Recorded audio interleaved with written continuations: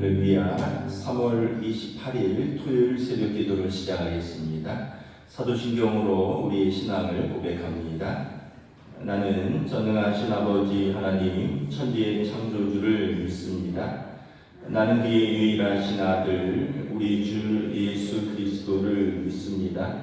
그는 성령으로 잉태되어 동정녀 마리아에게서 나시고 본디오 빌라도에게 고난을 받아 십자가에 못 박혀 죽으시고 장사된 지 사흘 만에 죽은 자 가운데서 다시 살아나셨으며 하늘에 오르시어 전능하신 아버지 하나님 우편에 앉아 계시다가 거기로부터 살아있는 자와 죽은 자를 심판하러 오십니다. 나는 성령을 믿으며 거룩한 공교회와 성도의 교제와 죄를 용서받는 것과 몸의 부활과 영생을 믿습니다. 아멘. 찬송가 325장 찬양하시겠습니다. 찬송가 325장입니다.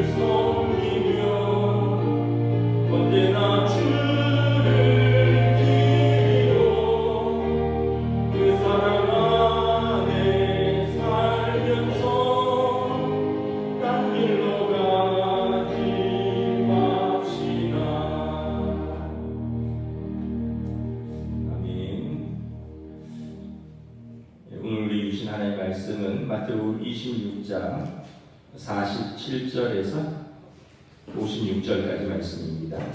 마태복음 26장 47절에서 56절까지 말씀입니다. 신약성경 47페이지입니다.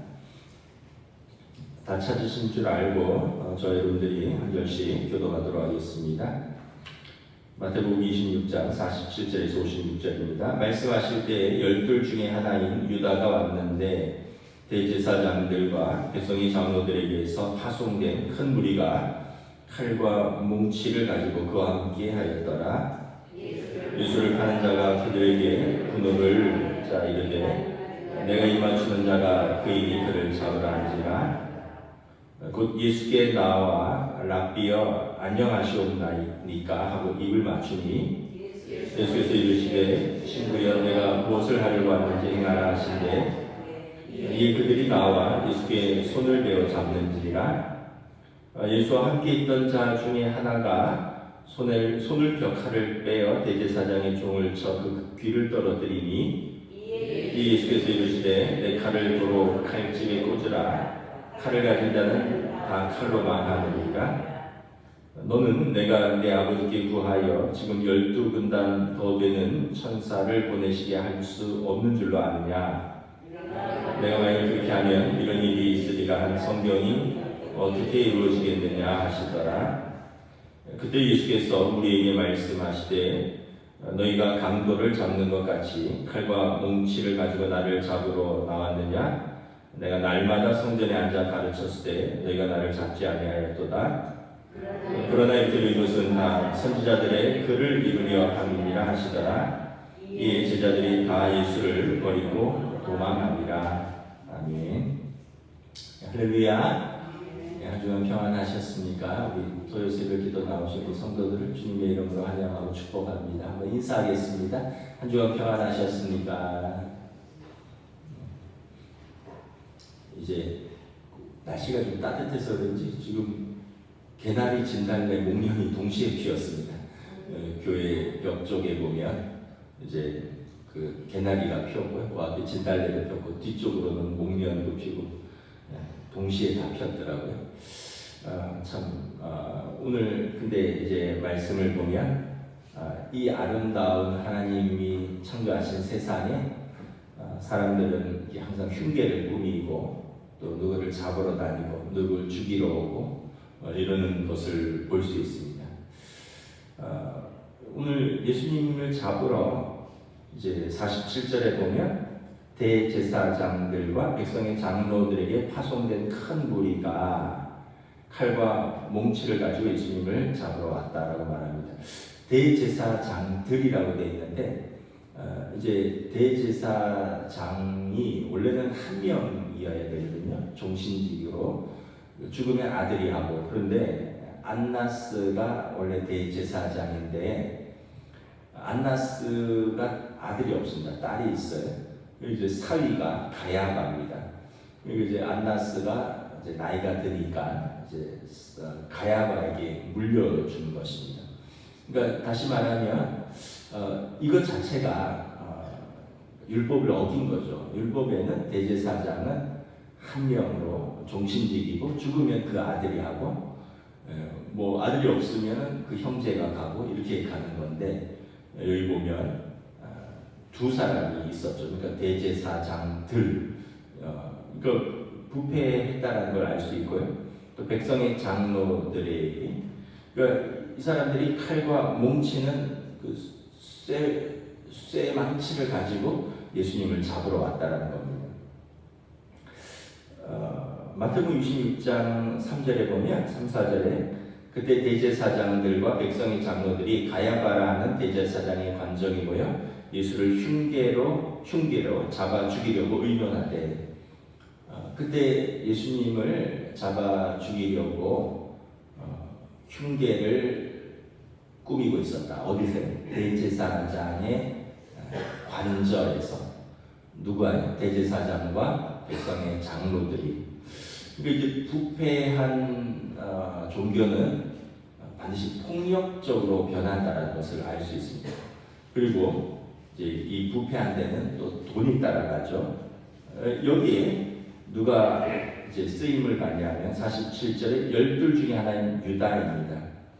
48절에 보면 유다를 예수를 파는 자라고 말합니다. 누가복음에 보면 유다에게 사탄이 들어갔다라고 말하고 요한복음에 보면 마귀가 가룟 유다의 마음에 예수를 팔려는 생각을 넣었더라. 그래서 은 30냥에 예수를 넘기기로 약속을 합니다. 그러니까 이 부패한 종교는 여기 보면 금권과 권력과 폭력이 아무렇지도 않게 사용된다는 걸 볼 수 있죠. 그러니까 예수님께서 오실 때는 어떤 면에서 보면 세상도 죄악이 관영했지만 그 땅에 그 종교도 하나님 보시기에 부패하기 그지없었다라는 것입니다. 결국 이제 여기 보면 이 사람들이 하나님을 아들을 잡아 죽이는 흉계를 꾸미고 이제 하나님의 아들을 죽이는데 앞장서게 되는 것이죠. 우리가 항상 참 가장 선하게 쓰임 받아야 되는 사람들이 가장 악하게 쓰임 받을 수도 있다. 대제사장은 하나님과 백성 사이에 서서 중재자거든요. 근데 이 사람이 지금 백성의 지도자들과 함께 예수를 잡아 죽이려고 하는데 앞장서고, 그리고 지금 칼과 쇠망치를 들고 잡으러 왔다는 것입니다. 그래서 우리는 항상 내가 선하게 쓰임 받느냐 악하게 쓰임 받느냐. 가룟 유다도 예수님의 제자였는데 예수님을 3년 동안 따라다녔고 예수님을 가까이서 보고 만지고 같이 식사하고 같이 말씀을 배웠는데 악하게 쓰임을 받는데 사용되었다는 겁니다. 우리 노예에 분쟁 중인 교회가 한 서너 군데가 있어요. 그러니까 어느 교회는 지금 교단 탈퇴를 이제 결정을 했고, 어느 또 교회는 한참 분쟁 중에 있어요. 부산에 있는 어느 교회인데 이 교회는 노회를 이미 치를 정도의 규모가 있는 교회입니다. 노예를 치른다는 것은 이제 우리 노예 총대들이 한 700명 이상이 노예 때 참석을 하거든요.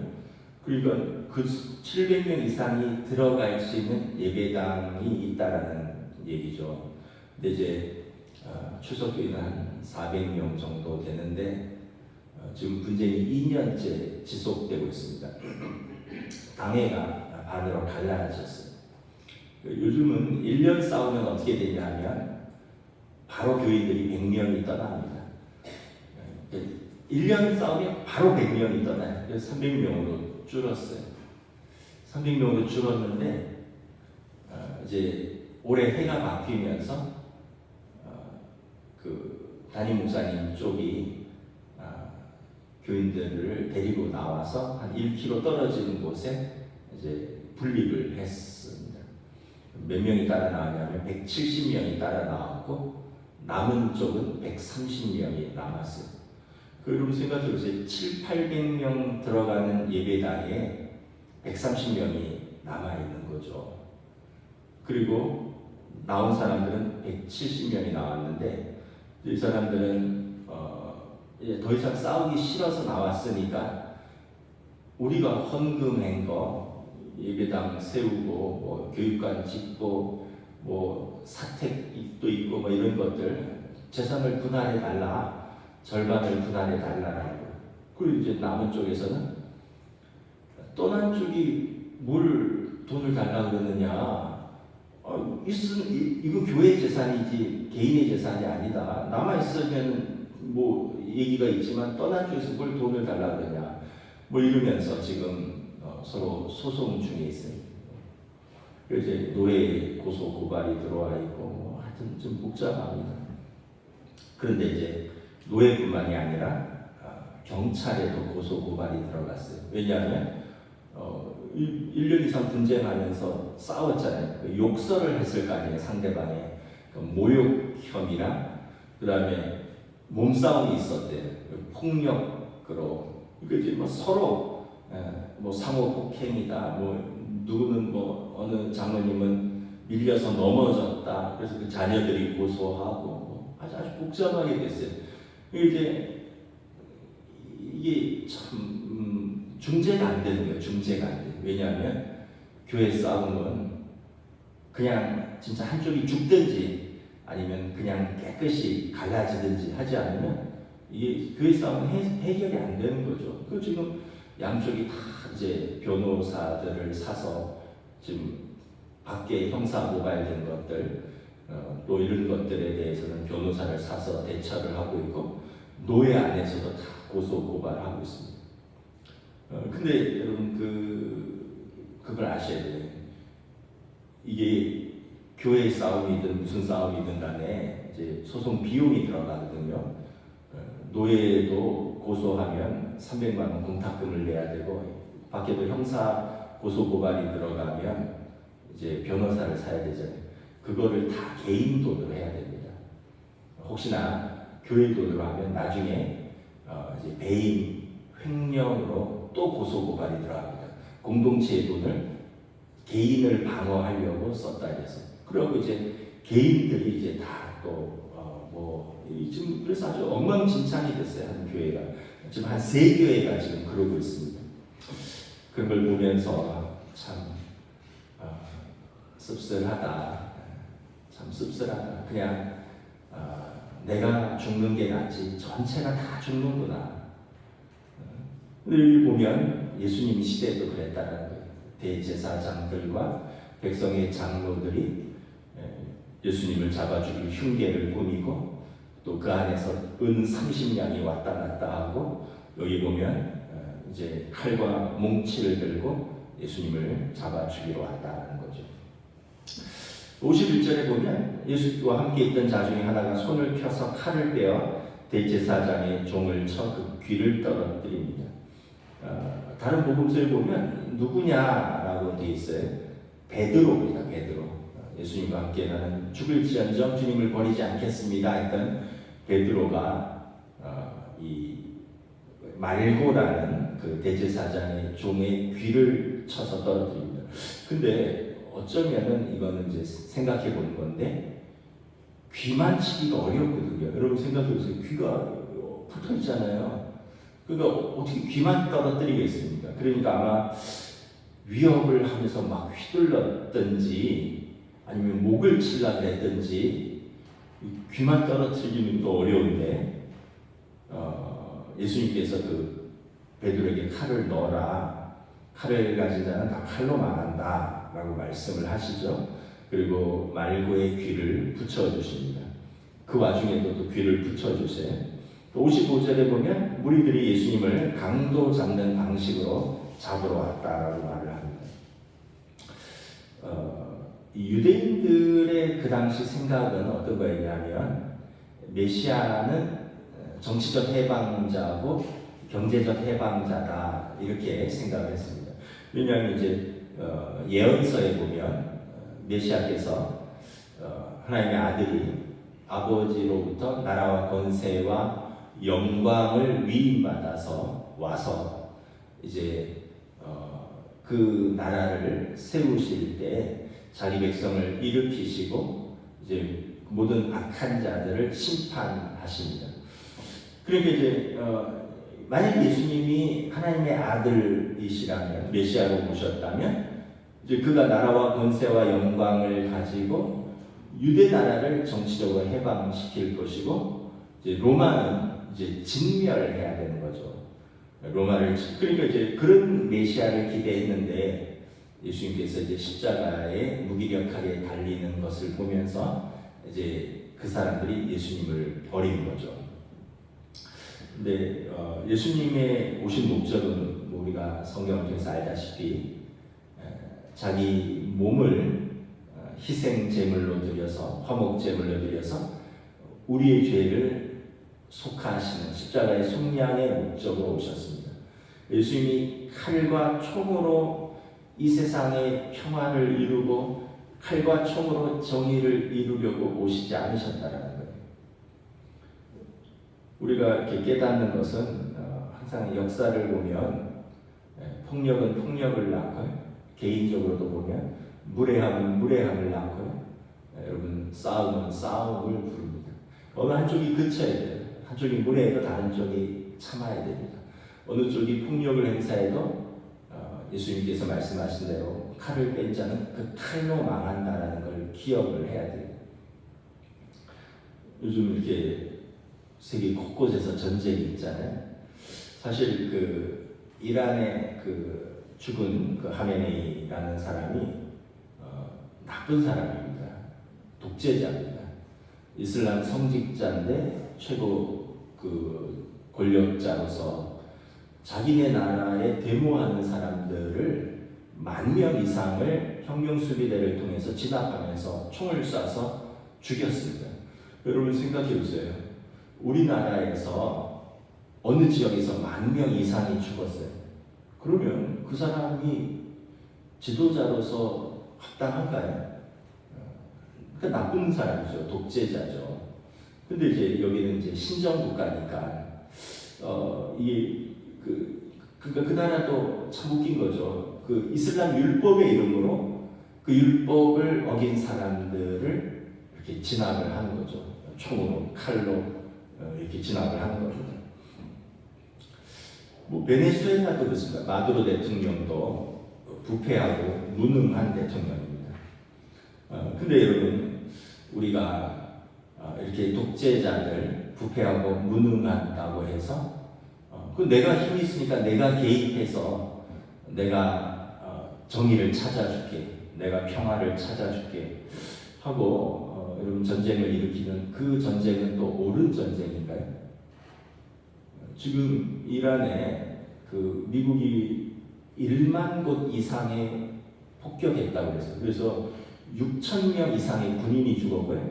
거의 1,000만에 가까운 이재민이 생겼어요. 그럼 뭐 곳곳에 폭탄이 뭐 매일 떨어지니까 한 달째 매일 뭐 떨어지니까 군인이 6,000명 이상이 죽었습니다. 6,000명이면 이게 사단이에요. 이스라엘에 지금 레바논에 공습하고 진격을 했잖아요. 헤즈볼라랑 전쟁한다고. 1,000명 이상의 레바논 군인들과 이제 주민들이 죽었습니다. 100만 명의 이재민이 발생했어요. 그 양쪽에서 지금 7,000명 이상의 사람들이 사망하고 1,000만에 가까운 이재민이 발생했고요. 뭐 집이라든가 뭐 이런 시설이 파괴된 건 뭐 헤아릴 수가 없겠죠. 근데 이게 진정이 안 되고 있잖아요. 이란은 우리 인구 9천만인데 군인만 100만 명이다. 6,000명 죽었다. 한번 해보자. 끝까지 해보자는 거예요. 그러면서 우리만 죽겠느냐? 그러면 중동이 다 죽는다. 그래, 다 불태운다. 중동만 태우겠느냐? 그럼 세계 경제가 다 불탄다. 그래서 봤더니 한 달 전에 기름값에 비해서 400원 올랐습니다. 리터당. 그리고 일주일 전에 비해서 200원 올랐습니다. 이게 지금 난리가 아니에요. 교회 스타렉스 한번 채우면 예전에 비해서 25,000원에서 30,000원 더 들어가요. 근데 그게 문제가 아니라 트럭으로 먹고 사는 사람들 있잖아요. 이 사람들은 기름 탱크가 막 200리터, 400리터 이렇거든요. 여러분 경유가 400원 올랐으면 400리터 채우려면 한 번 기름 넣는데 16만 원 더 들어가는 거예요. 이게 다 지금 죽는다고 난리고 우리는 저쪽에 떨어져 있는데 결국은 이게 뭐냐면 칼로 흥한 자는 칼로 망한다라는 것을 역사가 이렇게 보여주고 있는 것입니다. 결국은 이런 것은 외교로 풀어야 되고 정치로 풀어야 되잖아요. 작년에 대통령 탄핵할 때 헌재에서 주문을 읽으면서 뭐라고 했습니까? 갈등이 있었던 것은 맞고 분명히 잘못한 것도 맞는데 그건 정치의 영역이다. 정치의 영역으로 풀어야지 군을 동원해서 한 것은 분명한 잘못이고 그러므로 대통령을 탄핵한다. 또 이렇게 주문이 났잖아요. 우리나라가 위대한 나라 중에 하나인 이유가 뭐냐면 제국주의가 아니면서 민주주의와 선진국이 된 세계에서 거의 유일한 나라입니다. 제국주의를 거치지 않았어요. 우리는 제국주의라는 것은 누군가를 침범했다라는 거예요. 근데 세계가 다 제국주의에서 민주화도 이루고 선진국도 이뤘거든요. 영국, 프랑스, 독일, 스페인, 포르투갈, 뭐 미국, 러시아, 중국 다 제국주의, 일본 다 제국주의였고 다 침략의 역사를 가지고 있고 그런데 우리나라는 제국주의를 이루지 않고 오히려 식민지의 역사를 가지고 있으면서 세계에서 유례를 볼 수 없을 정도로 빠른 민주화와 가장 경제 성장을 이룬 유일한 나라입니다. 그래서 제가 그렇게 들었어요. 세계에서 우리나라를 싫어하는 나라는 별로 없다. 왜냐하면 때리지 않고 이렇게 잘 성장한 나라가 없거든요. 다른 나라는 다 저기 있어요. 여러분 곳곳에 보세요. 다 뭐 옛날에 프랑스 식민지였고, 옛날에 영국 식민지였고, 옛날에 스페인 식민지였고, 뭐 다 그렇습니다. 뭐 다 미국 식민지였고, 일본 식민지였고, 중국 식민지였고, 러시아 식민지. 그런데 우리나라만 그렇지 않다. 그래서 참 우리나라 사람들이 그래서 위대한 역사를 갖고 있다. 그래서 저는 이게 우리나라의 국민의 위대함이 아닐까. 지금 세계적으로 뭐 이런 여러 가지 뭐 K컬처라든가 뭐 우리나라로 이루어지는 뭐 뷰티, 뭐 음식, 문화 지금 세계적으로 이렇게 보면서 참 옛날에 김구 선생님이 나는 문화가 융성함이 나의 꿈이다 이랬던 게 생각이 납니다. 김구 선생님이 이렇게 100년도 안 돼서 우리나라의 문화가 이렇게 세계 속에서 이렇게 화려하게 꼽힐 것을 알았을까 이런 생각을 해봅니다. 예수님 오늘 말씀해 보면 너희가 강도 잡는 것 같이 나에게 나아왔느냐라고 말씀하시고 베드로에게 칼을 꽂으라. 칼을 가진 자는 다 칼로 망한다. 우리가 이걸 기억해야 되는 거죠. 결국 이러함에도 불구하고 하나님의 뜻이 이루어진다라는 것을 보여줍니다. 역사는 종교는 부패하고 역사는 폭력적이지만 하나님의 뜻은 항상 이루어집니다. 54절에 보면 이렇게 한 일이 성경이 어떻게 이루어지겠느냐. 그러니까 그 베드로가 칼로서 맞선다면 그러면 어떻게 하나님의 뜻이 이루어지겠느냐. 53절에 보면 내가 아버지께 구하면 12군단 더 되는 천사를 보내시게 할 수 없는 줄로 아느냐. 그 당시 이제 로마 편제가 군대 편제가 한 군단이 500명입니다. 12군단이면 6,000명입니다. 예수님께서 야 내가 하늘에서 6,000명의 천사를 말 한마디면 불러 모을 수 있다. 그런데 내가 그렇게 하지 않는 이유는 뭐냐. 그렇게 하면 성경을 어떻게 이루겠느냐라는 거예요. 하나님의 뜻이 이루어질 수 없다는 거죠. 또 56절에 보면 예수님을 강도 잡는 것처럼 잡으러 왔고 그리고 십자가를 지는 것은 이렇게 된 것은 다 선지자의 글을 이루려 하시리라. 하나님의 말씀과 하나님의 뜻대로 되어가는 것이다. 하나님의 뜻은 뭡니까?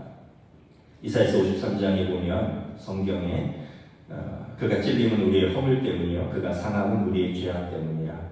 그가 징계를 받음으로 우리가 평화를 누리고 그가 채찍에 맞음으로 우리가 나음을 받았도다. 예수님이 십자가에 달리고 그가 채찍에 맞고 그가 상하고 그가 찔림은 다 저와 여러분의 허물과 죄를 짊어지시기 위함이라. 그래서 로마서에 보면 십자가의 속량으로 하나님과 우리 사이가 화목하게 되었다라는 거죠. 예수님이 십자가를 지셨기 때문에 예수님의 사랑 때문에 하나님과 우리가 화목하게 되었고 하나님께서 우리의 전에 지은 죄를 용서하셨다. 예수님이 십자가에서 대신 죄값을 치르셨기 때문이라는 거죠. 예수님이 칼로서 그들을 맞서고 칼로서 세상을 정복했다면 그럼 죄인들의 죄는 그대로 남아있는 거죠. 근데 예수님이 십자가에서 우리의 죄를 짊어지셨기 때문에 하나님의 뜻을 이루셨다라고 말씀을 하는 겁니다. 그래서 우리가 다시 한번 우리가 팔복에서 화평케 하는 자 지난주에 하나님의 아들 딸이라 일컬음을 받을 것이요 예수님이 그 화평을 이루셨습니다. 폭력을 폭력으로 맞서지 않으시고 예수님께서 사랑으로 희생으로 이 땅을 화목하게 하셨고 그래서 예수님이 하나님의 아들이시고요. 그리고 그 길을 따라가는 사람들이 하나님의 아들 딸이라 일컬음을 받고 그 길을 가는 사람들이 예수님의 제자인 것입니다. 저와 여러분들이 우리가 서 있는 곳에서 화평을 이루는 하나님의 뜻을 이루어가는 저와 여러분 되시기를 여러분들의 가정에서 또 우리 교회에서 그리고 이 땅 곳곳에 하나님의 평화가 이루어지기를 기도하며 우리가 그렇게 쓰임받기를 소망합니다. 기도하겠습니다. 하나님 은혜를 감사합니다. 참으로 예수님 시대에도 전쟁과 전쟁이 있었습니다. 로마가 유대 땅을 짓밟고 또 그들의 땅을 통치하고 있었습니다. 또 그 안에서도 유대인들 안에서도 바리새파와 사두개파 또 헤롯단이 갈등하고 있었고 서로를 비판하고 정죄하고 있었고 또 그 안에서 대제사장과 백성의 장로들이 예수를 잡아 죽이려고 흉계를 꾸미고 칼과 몽치를 들고 오는 예수님을 잡으러 온 것을 바라봅니다. 내가 성전에서 가르치고 있을 때 너희가 나를 잡을 수 있었거니와 이 밤에 칼과 망치를 가지고 나를 강도를 잡으러 오는 것 같이 잡으러 오느냐 말씀하셨고 칼을 든 자는 그 칼로 망하리라. 예수님께서 당신의 몸을 십자가에서 화목제물로 드리셨고 그리함으로 하나님과 우리 사이를 화목케 하셨고 우리 죄를 깨끗게 하셨습니다. 우리가 다시 한번 또 고난주간 또 부활주의를 앞두고 주님의 사랑과 희생과 또 주님의 제자로서 살아간다는 것은 무엇인가? 또 우리가 가정의 공동체를 이룰 때 우리가 화평을 이루기 위해서 내가 이 가정 안에서 어떻게 나는 쓰임 받아야 할까? 또 우리가 믿음의 공동체, 하나님의 교회 공동체 속에서 우리가 어떻게 믿음과 거룩함과 화평을 이루기 위해서 쓰임을 받아야 할까? 또 지금 세계 곳곳에서 일어나는 전쟁과 미움과 증오와 폭력 가운데 우리는 무엇을 위해 기도해야 되고 무엇을 어떻게 판단해야 되고 우리는 무엇을 어떻게 분별해야 되는가? 우리가 다시 한번 주님의 가르침 앞에서 또 주님의 잡히심 앞에서 돌아보며 기도할 수 있는 그리하여 이 땅의 평화를 이루려 오신 주님의 뜻이 우리 시대에 이루어질 수 있도록 또 우리가 함께 기도하니 성령님 인도하여 주시옵소서. 감사를 드리오며 우리 주 예수 그리스도 이름으로 기도드리옵나이다.